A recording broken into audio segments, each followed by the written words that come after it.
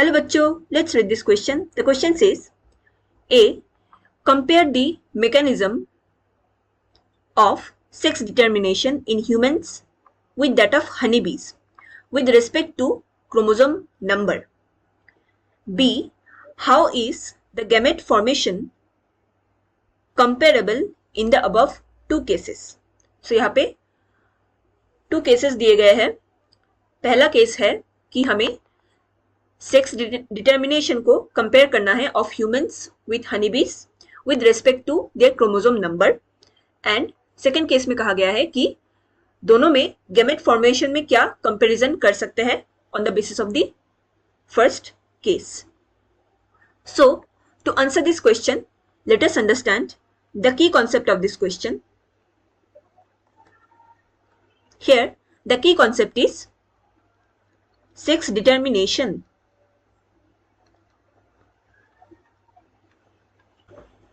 Sex determination ये क्या होता है? It is the process by which gender of an organism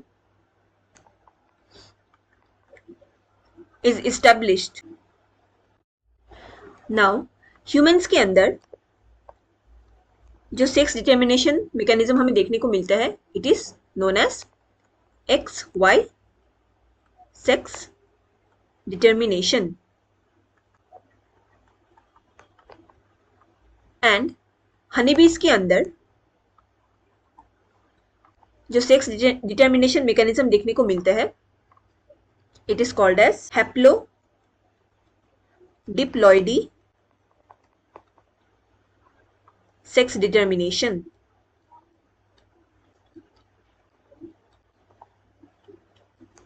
humans के अंदर in total 23 pairs of chromosomes होते हैं और 46 क्रोमोसोम हमें ह्यूमंस के अंदर देखने को मिलते हैं.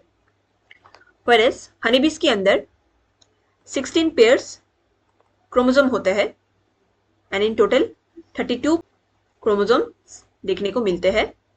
बट यहाँ पे सर्टेन कंडीशंस होते हैं. ये सिर्फ क्वींस एंड वर्कर बीज हनी में ही प्रेजेंट होते हैं, दैट इज 16 पेयर्स. जो मेल्स होते हैं उनमें सिर्फ 16 क्रोमोसोम प्रेजेंट होते हैं, उनमें कोई क्रोमोसोम सेट देखने को नहीं मिलता, पेयरिंग देखने को नहीं मिलता.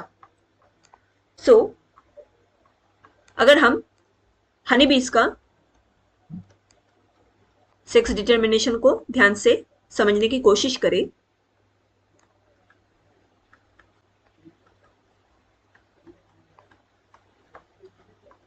इनके केस में जो क्वीन होते हैं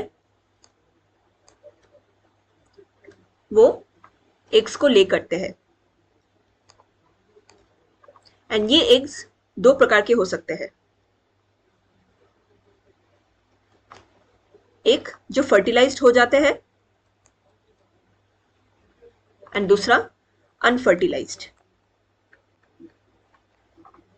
फर्टिलाइज्ड एग्स ये फर्दर फॉर्म करते हैं क्वींस एंड वर्कर बीज को. ये दोनों फीमेल होते हैं.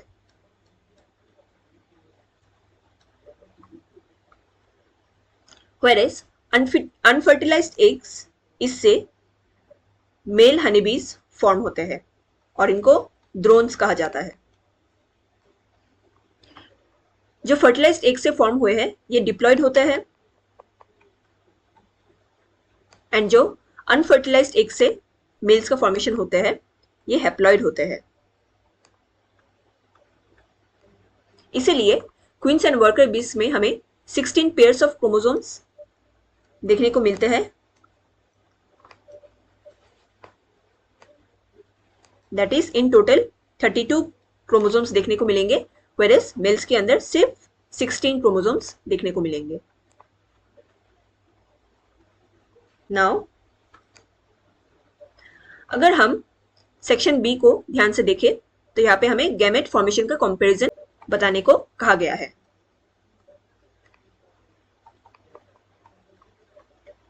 ह्यूमंस के केस में बोथ मेल एंड फीमेल, इनमें जो गैमेट फॉर्मेशन होता है ये थ्रू मियोसिस होता है,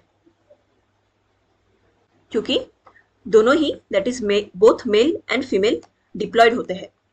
however in case of honey बीज,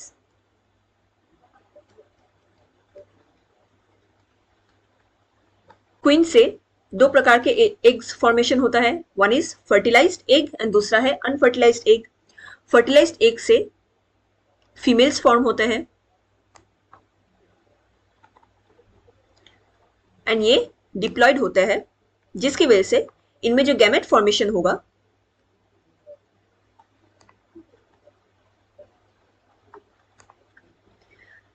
इनका फॉर्मेशन थ्रू मियोसिस होता है.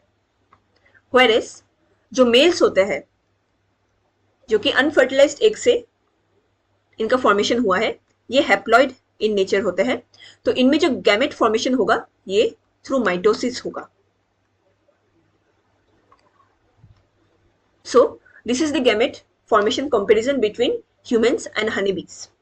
So hope you understood well about the answer of this question. Best of luck.